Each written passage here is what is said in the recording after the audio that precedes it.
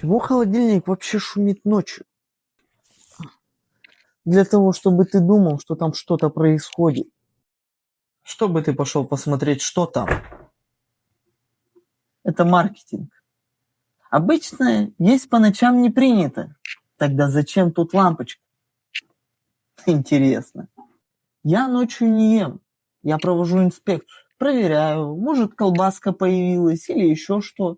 Ситуацию нужно держать под контролем.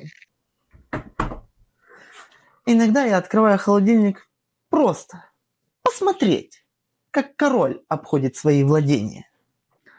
Ничего не меняется? Хорошо. Но вдруг переворот.